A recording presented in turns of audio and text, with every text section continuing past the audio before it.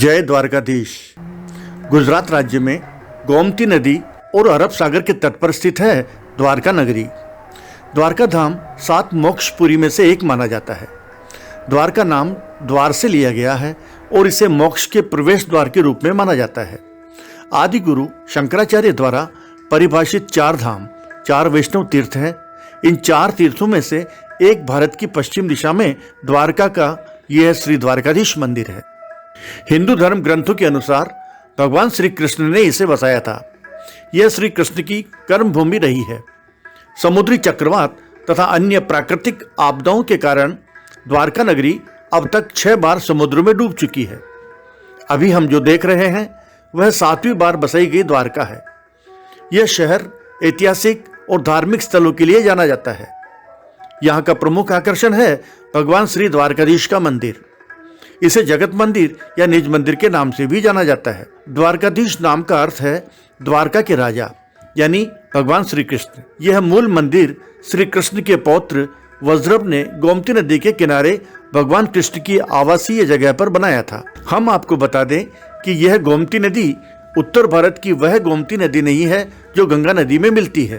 प्रतिवर्ष लाखों श्रद्धालु भगवान श्री द्वारकाधीश के दर्शन करने द्वारका आते हैं।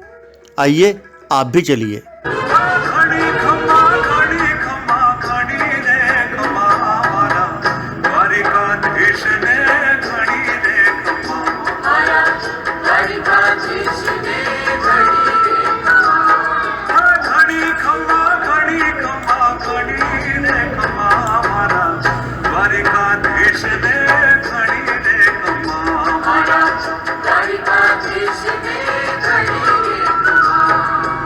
इस वीडियो में हम द्वारका नगरी की यात्रा के बारे में बताएंगे।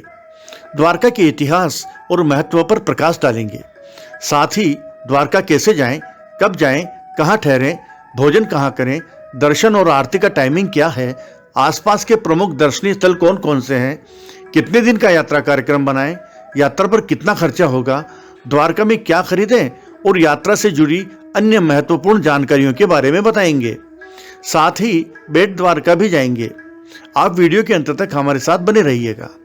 वीडियो को लाइक और शेयर करना नहीं भूलिएगा और यदि चैनल को सब्सक्राइब नहीं किया हो तो अभी का अभी नीचे दिया सब्सक्राइब वाला लाल बटन दबाकर पास वाले घंटी के बटन और ऑल नोटिफिकेशन पर भी क्लिक कर दीजिएगा। धन्यवाद। इससे पहले कि हम वीडियो में आगे बढ़ें, आइए जान लेते हैं कि द्वारका कैसे जाएं। वायु मार्ग। अगर आप फ्लाइट से द्वारकापुरी जाने का प्लान बना रहे हैं तो हम आपको बता दें कि द्वारका का निकटतम एयरपोर्ट पोरबंदर में है, जो द्वारका से 105 किलोमीटर दूर है। दूसरा एयरपोर्ट जामनगर में है, जो 141 किलोमीटर दूर है।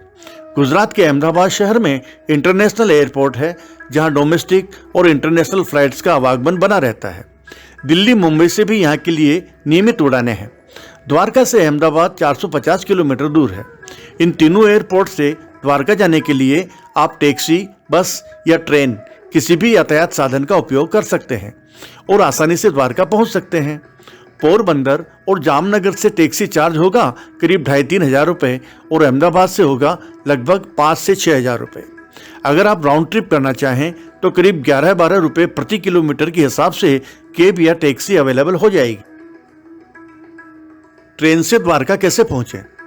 द्वारका स्टेशन अहमदाबाद ओखा ब्रॉडगेज रेलवे लाइन पर स्थित है, जहां से राजकोट, अहमदाबाद और जामनगर के लिए रेल सेवा उपलब्ध है। इसके अलावा कुछ ट्रेन सूरत, वडोदरा, गोवा, कर्नाटक, मुंबई तथा केरल तक भी जाती है। द्वारका की रेलवे लाइनें गुजरात और पश्चिम भारत के प्रमुख शहरों को जोड़ती है। अगर आपको आपके शहर से द्वारका रेलवे स्टेशन के लिए डायरेक्ट ट्रेन ना मिले तो आप राजकोट जंक्शन भी पहुंच सकते हैं, जहां से द्वारका मंदिर की दूरी करीब 235 किलोमीटर है। राजकोट के लिए आपको कई बड़े शहरों से डायरेक्ट ट्रेन मिल जाएगी, लेकिन अगर आपको राजकोट जंक्शन के लिए भी कोई ट्रेन ना मिले तो आप अहमदाबाद जंक्शन के लिए ट्रेन पकड़ सकते हैं। द्वारका मंदिर से करीब 450 किलोमीटर दूर अहमदाबाद जंक्शन काफ़ी फेमस रेलवे स्टेशन है और देश के कई बड़े नगरों से यहाँ के लिए सीधी रेल सेवा उपलब्ध है। राजकोट या अहमदाबाद रेलवे स्टेशन पर उतरने के बाद आपको वहां से द्वारका मंदिर जाने के लिए ट्रेन मिल जाएगी, नहीं तो बस और टैक्सी भी आसानी से मिल जाएगी। यानी कि अहमदाबाद और राजकोट से द्वारका मंदिर पहुंचने में आपको किसी तरह की कोई दिक्कत नहीं आएगी। द्वारका स्टेशन से बाहर आपको टेम्पो वाले मिल जाएंगे जो आपको द्वारकाधीश मंदिर तक ले जाएंगे। बस से द्वारका कैसे पहुंचे? आप गुजरात के अधिकांश शहरों से गुजरात स्टेट की GSRTC बसों द्वारा द्वारका पहुंच सकते हैं। सरकारी बसों के अलावा गुजरात में प्राइवेट बस सेवा भी बेहतर है। दिल्ली, मुंबई सहित देश के अनेक बड़े शहरों से अहमदाबाद, राजकोट या द्वारका के आसपास वाले शहरों के लिए भी डायरेक्ट बस फैसिलिटी अवेलेबल है। इनमें AC, नॉन AC, वोल्वो आदि सभी तरह की बसें शामिल है। द्वारका और अहमदाबाद के बीच बस कनेक्टिविटी काफ़ी सुविधाजनक है, जो सफ़र को आरामदायक बनाती है। यातायात की स्थिति और स्टॉप पॉइंट की संख्या के आधार पर द्वारका पहुंचने में लगभग 7 से 11 घंटे लगते हैं। अधिकांश बसें शाम को चलती है, इसलिए पर्यटक सुबह द्वारका पहुंच सकते हैं। अहमदाबाद से द्वारका बाई कार कैसे जाएं? गुजरात में राष्ट्रीय राजमार्ग के माध्यम से 3 मुख्य मार्ग है जो अहमदाबाद को द्वारका से जोड़ते हैं। एक NH47 451 किलोमीटर, दूसरा NH947 470 किलोमीटर और तीसरा NH27 499 किलोमीटर है। NH947 और NH47 अच्छी तरह से निर्मित और छोटे मार्ग है। जलपान या भोजन के लिए बीच में एक छोटे से पड़ाव के साथ इन मार्गों से द्वारका पहुंचने में लगभग 8 से 9 घंटे लगते हैं। सभी राजमार्गों में नियमित अंतराल पर कई होटल, रेस्तरां, फूड कोर्ट आदि है। कैब या टैक्सी की तत्काल बुकिंग ऑनलाइन भी की जा सकती है। टैक्सी के बुकिंग के लिए अक्सर उपयोग की जाने वाली कुछ वेबसाइटें क्लियर कार रेंटल, सवारी, अहमदाबाद टैक्सी और राजपुताना कैब्स आदि है। द्वारका में कहाँ ठहरें? आइए अब बात कर लेते हैं कि द्वारका में रात्रि विश्राम के लिए कहाँ ठहरें। द्वारका पहुंचने के बाद सबसे पहले सवाल पैदा होता है कि यहाँ पर रात्रि विश्राम के लिए कहाँ ठहरें। तो यदि आपने ऑनलाइन होटल या कोई अकोमोडेशन बुक करा रखी है तो वेल एंड गुड, और यदि नहीं करा रखी है तो नो टेंशन। यहाँ पर धर्मशाला, गेस्ट हाउस और होटल्स आदि की कोई कमी नहीं है। आपके बजट अनुसार अकोमोडेशन मिल जाएगी। द्वारका मंदिर के आसपास ही आपको सस्ती धर्मशालाएं देखने को मिल जाएगी, जिनमें 24 घंटे का किराया करीब 300 से 500 रुपये हो सकता है। अगर आप द्वारका मंदिर जाने के बाद सस्ते में रात बिताना चाहते हैं तो आप वहां के धर्मशाला में ठहर सकते हैं। द्वारका मंदिर ट्रस्ट के द्वारा गेस्ट हाउस की फैसिलिटीज भी उपलब्ध कराई गई है, जिसका 24 घंटे का किराया लगभग 500 से 700 रुपये होता है। आप द्वारका मंदिर के गेस्ट हाउस के रूम को ऑनलाइन भी बुक करा सकते हैं। द्वारका मंदिर के आसपास आपको प्राइवेट होटल्स भी 24 घंटे के लिए कम से कम 700 से 1000 रुपये में मिल जाएंगे। इसके अलावा आप यहाँ हॉस्पिटल रोड पर रिलायंस ट्रस्ट के कोकिला धीरज धाम में भी ट्राई कर सकते हैं। यहाँ नॉन AC रूम 600 रुपये में और AC रूम 1000 रुपये में मिल जाएगा।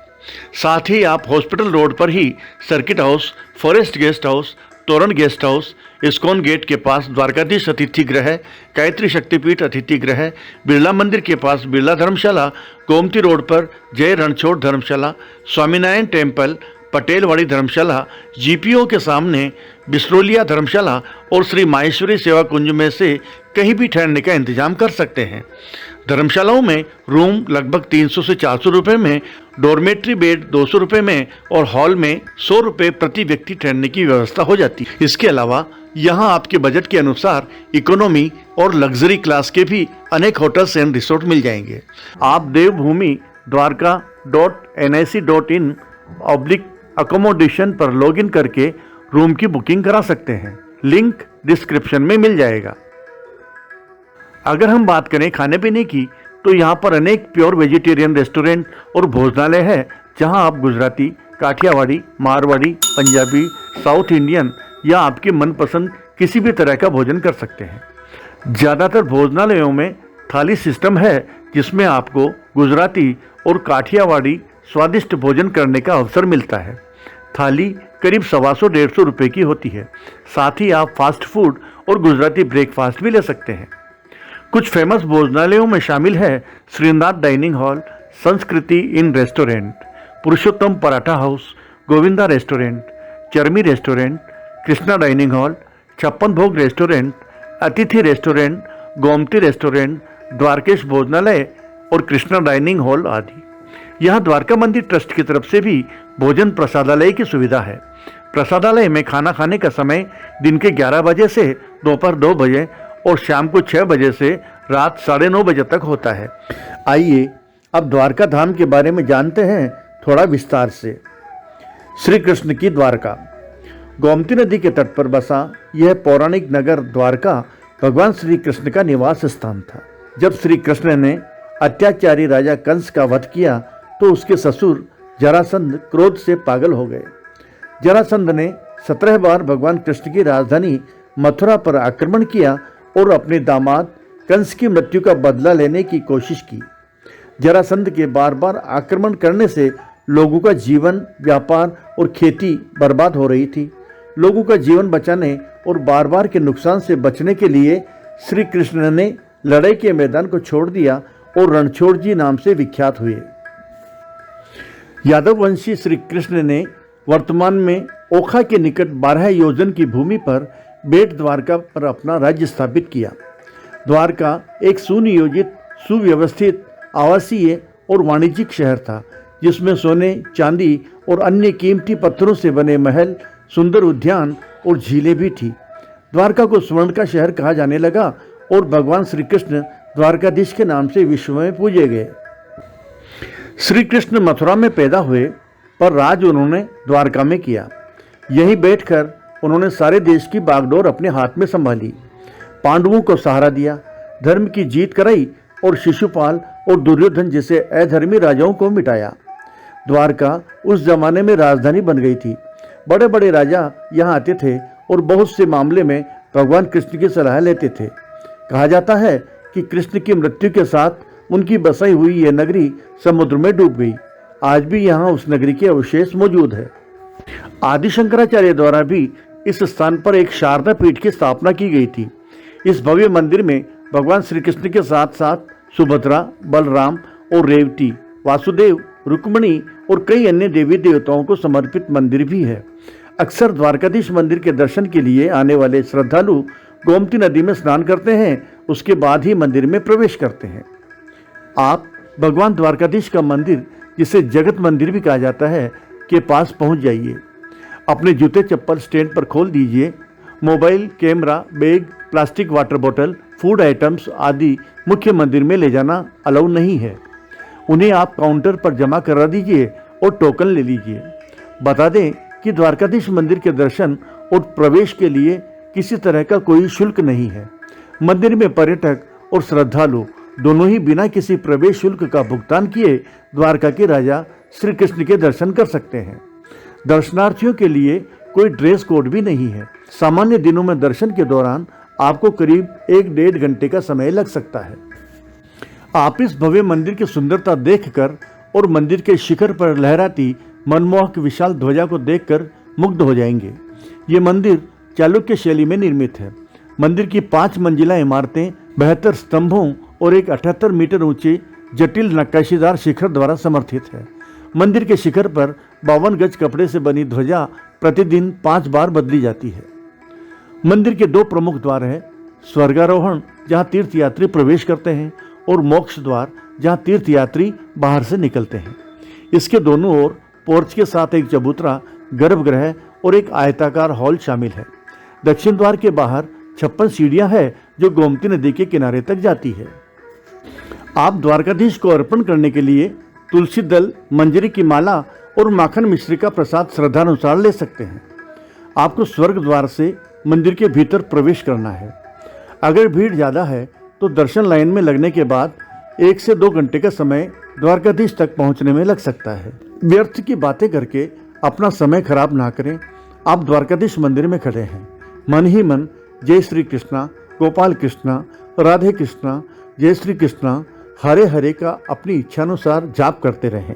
समय पंख लगाकर उड़ जाएगा और आप गर्भगृह में द्वारकाधीश के सम्मुख पहुंच जाएंगे।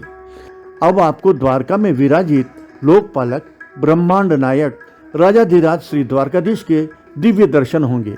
आप इनके श्याम वर्णीय चतुर्भुज, अपने 4 हाथों में शंख, चक्र, गदा और कमल धारण किए, कई माणिक रत्नों के आभूषण से सुसज्जित सुंदर वेशभूषा से सजे रूप को निहारते रहिए और इन्हें अपने अंतर्मन में बसा लीजिए, ताकि जब भी आप अपनी आंखें बंद करें तो आपको श्री द्वारकाधीश के दर्शन हो जाए।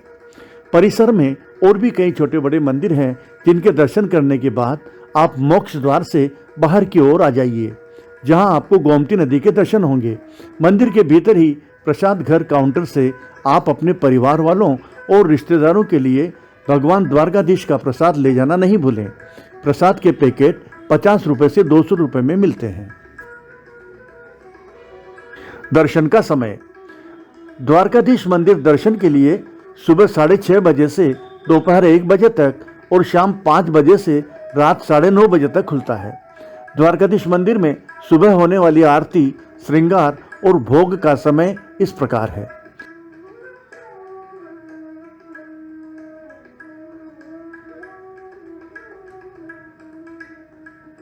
इसी प्रकार शाम के समय होने वाली आरती, श्रृंगार और भोग का समय इस प्रकार है। कहते हैं कि प्रभु श्री कृष्ण प्रतिदिन उत्तराखंड के चमोली जिले में स्थित बद्रीनाथ धाम में सरोवर में स्नान करते हैं।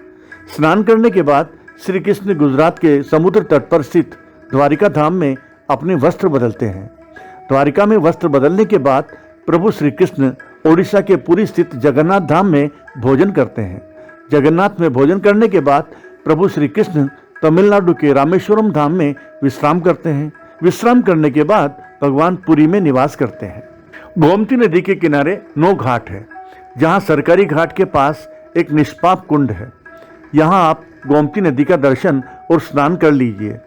यहां सांवलिया जी मंदिर, गोवर्धन नाथ मंदिर, महाप्रभु बैठक और वासुदेव घाट पर हनुमान जी का मंदिर है।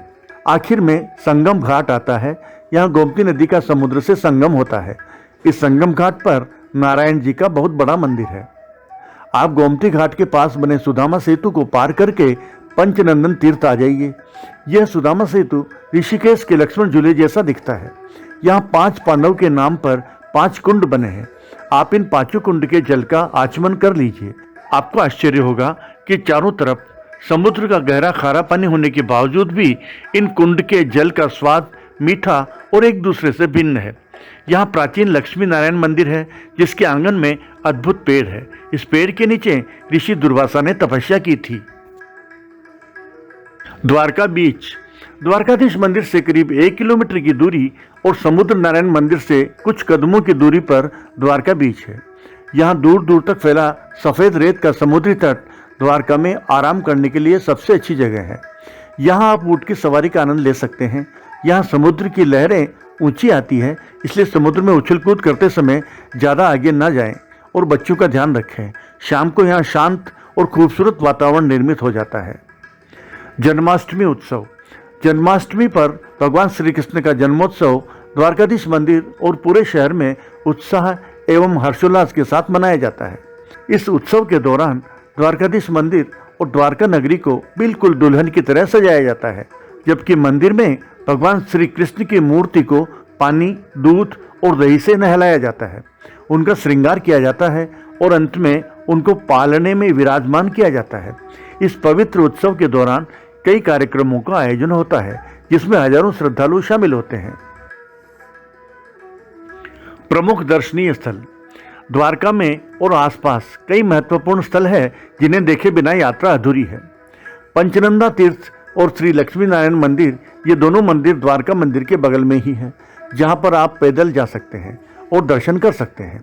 गोमती घाट, गीता मंदिर, सुदामा सेतु, इस्कॉन टेम्पल और स्वामी नारायण मंदिर भी पास ही है। नागेश्वर ज्योतिर्लिंग, गोपी तालाब, रुक्मणी माता मंदिर और बेट द्वारका, ये चारों जगह द्वारका मंदिर से कुछ दूरी पर स्थित है। इसलिए अगर आप इन चारों जगहों पर जाना चाहते हैं तो आपको बस या ऑटो के माध्यम से इन जगहों पर जाना होगा। आप इन जगहों के दर्शन के लिए 2 तरह से जा सकते हैं, पर्सनल टैक्सी या बस से। द्वारकाधीश मंदिर के पास लोकल मार्केट में पर्सनल टैक्सी या बस में बुकिंग के लिए ट्रेवल एजेंट्स के ऑफिसेज हैं। पर्सनल टैक्सी से आप 6 से 8 घंटे में करीब 800 से 1000 रुपये का चार्ज देकर सभी दर्शनीय स्थलों पर घूमने जा सकते हैं। टैक्सी आपको होटल से पिकअप कर लेगी। बस द्वारका से सुबह 8 बजे और दोपहर 12 बजे निकलती है।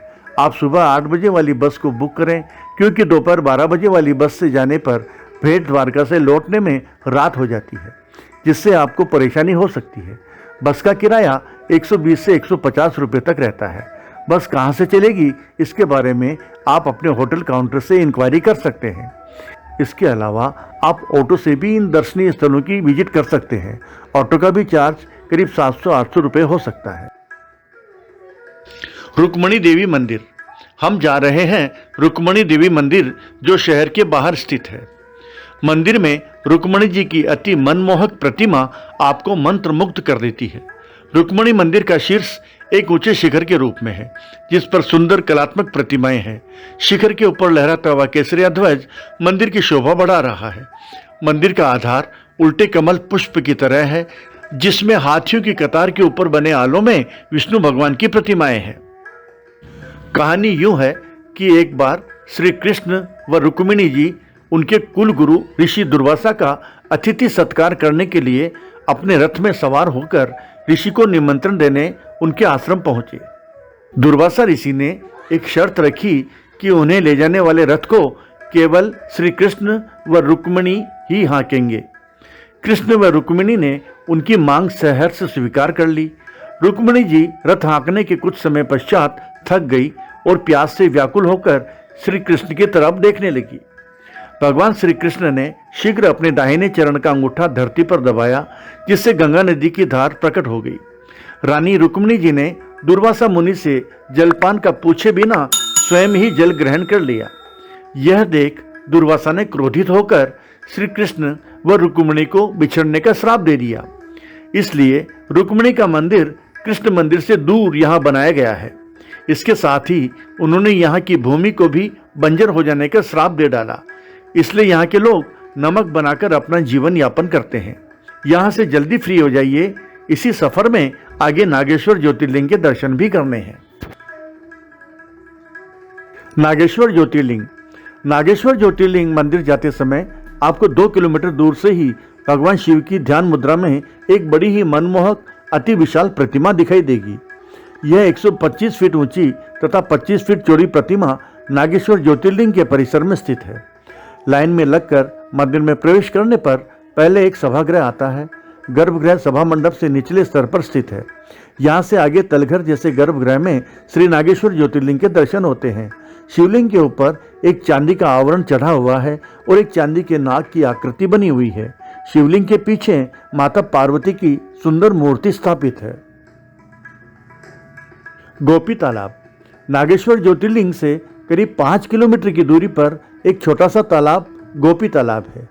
गोपी तालाब वह दिव्य स्थान है जहां सभी गोपियों ने भगवान कृष्ण के साथ अपनी अंतिम बार रासलीला की थी। शरद पूर्णिमा की रात को अंतिम रासलीला के बाद गोपियों ने भगवान कृष्ण के साथ इसी तालाब में मोक्ष प्राप्त किया था। इस तालाब की मिट्टी चंदन जैसी पीली है, इसलिए इसे हम गोपी चंदन कहते हैं। इसमें कई प्रकार के दिव्य गुण होते हैं, जिनसे कई बीमारियों का इलाज होता है। ये चंदन भक्तों के माथे पर तिलक लगाने के लिए उपयोग किया जाता है। बेट द्वारका। द्वारका से लगभग 30 किलोमीटर दूर ओखा के निकट स्थित है बेट द्वारका। यहाँ भगवान कृष्ण निवास करते थे और उनका दरबार कार्यालय द्वारका में लगता था। भगवान श्री कृष्ण और उनके बचपन के मित्र सुदामा जी से भेंट होने के कारण भी इसे बेट द्वारका कहा जाता है। समुद्र के कुछ किलोमीटर अंदर एक छोटे से द्वीप आइलैंड पर स्थित बेट द्वारका पहुंचने के लिए ओखा बंदरगाह से एक फेरी यानी बोट या नाव की सहायता लेनी पड़ती है। नाव में बैठने के बाद खुले आकाश के नीचे सुहाने सफर का आनंद लेते हुए लगभग आधे घंटे में आप बेट द्वारका पहुंच जाते हैं। नाव के ऊपर और इधर उधर उड़ते हुए समुद्री पक्षी बहुत आकर्षक लगते हैं। कहते हैं कि समुद्र में पूरी द्वारका नगरी डूब गई थी, पर बेट द्वारका एक टापू के रूप में आज भी बची हुई है। बेट द्वारका पहुंचने के बाद आपको भगवान श्री कृष्ण के मुख्य मंदिर की ओर जाना है। मंदिर पहुंचने के बाद एक बहुत बड़ी 4 दीवारी के घेरे के भीतर 5 बड़े बड़े महल है। प्रथम महल सबसे बड़ा भगवान श्री कृष्ण का महल है। इस महल से दक्षिण दिशा में रानी सत्यभामा और जाम्बवती के महल बने हैं। रुक्मिणी और राधा रानी का महल उत्तर दिशा में है। इन सभी महलों के दरवाजों और चौखट पर चांदी की परत चढ़ी हुई है। भगवान कृष्ण और उनकी चारों रानियों के सिंहासनों को भी चांदी से मढ़ा गया है। ये सभी मनमोहक प्रतिमाएं हीरे, मोती और सोने के गहने से सुसज्जित और खूबसूरत जरी के कपड़ों से सजी हुई अपनी आभा बिखेर रही है। बेट द्वारका के मुख्य मंदिर में मोबाइल और कैमरा अलाउ नहीं है, अतः आप इनको काउंटर पर जमा करा कर ही जाएं। बेट द्वारका में रणछोड़ तालाब, रत्न तालाब, कचोरी तालाब और शंख तालाब आदि कई तालाब बने हैं। बेट द्वारका मंदिर के पास ही सोने की द्वारका नाम से एक म्यूजियम है, इसे भी आपको देखना चाहिए। अगर आप बस से आए हैं तो समय का ध्यान रखें, क्योंकि आपको वापस भी लौटना है। अगर आप पूरे दिन का समय लेकर आए हैं तो बेट द्वारका में घूमने के लिए बहुत कुछ है। द्वारका कब जाएं? वैसे तो पर्यटक वर्ष के किसी भी समय द्वारकाधीश मंदिर की यात्रा कर सकते हैं, लेकिन द्वारका जाने का आदर्श समय नवंबर से फरवरी के आखिरी तक है, जब शहर में ठंडा मौसम रहता है। बहरहाल, यदि आप विशेष रूप से द्वारकाधीश मंदिर में भव्य रूप से मनाए जाने वाले जन्माष्टमी महोत्सव में भाग लेना चाहते हैं तो अगस्त और सितंबर के दौरान शहर की यात्रा करना अच्छा होगा। इसलिए सितंबर से मार्च द्वारका जाने के लिए सबसे अच्छे महीने माने जा सकते हैं। कितने दिन का यात्रा कार्यक्रम बनाएं? दोस्तों, अगर आप द्वारका मंदिर के साथ साथ अन्य सभी जगहों की विजिट करते हैं तो आपको इस ट्रिप के लिए 2 दिन का समय देना ही पड़ेगा, तभी आप इन सभी जगहों पर जा पाएंगे। द्वारका यात्रा पर कुल कितना खर्चा होगा? अब बात कर लेते हैं द्वारका यात्रा पर होने वाले कुल खर्चे की। खर्चे के बारे में यदि हम डिटेल से बात करें तो होटल का चार्जेज होगा करीब 1000 रुपये। दोनों दिन रेस्टोरेंट में खाने का चार्जेज हो गया करीब 600 रुपये। चाय नाश्ता आदि मिलाकर करीब 800 रुपये। लोकल ट्रांसपोर्ट में एक व्यक्ति का ऑटो चार्जेज हो जाएगा लगभग 200 रुपये। प्रसाद 200 रुपये तथा अन्य चीज़ें करीब 200 रुपये। इस प्रकार कुल खर्चा एक व्यक्ति का लगभग 2,500 से 3,000 रुपये मानकर चलते हैं। थोड़ा बहुत कम ज़्यादा हो सकता है। इसमें आपके शहर से द्वारका तक आने जाने का खर्चा शामिल नहीं है। हाँ, अगर आप यहाँ से कुछ खरीदारी करते हैं तो उसका भी खर्चा अलग से होगा। द्वारका में क्या खरीदें?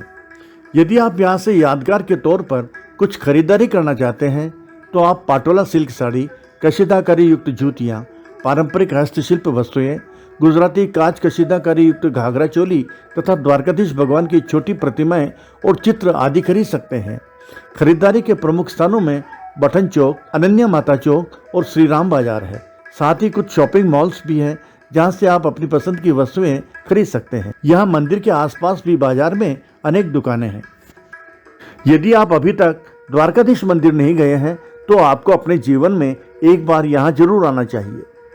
आपको हमारा ये वीडियो कैसा लगा, कृपया कमेंट्स बॉक्स में कमेंट्स अवश्य करें। आप इसी तरह किसी और स्थान का वीडियो देखना चाहते हैं तो हमें बताएं, हम आपको उसका लिंक शेयर करेंगे। वीडियो को लाइक और शेयर करें तथा चैनल को सब्सक्राइब अवश्य कर लें। धन्यवाद।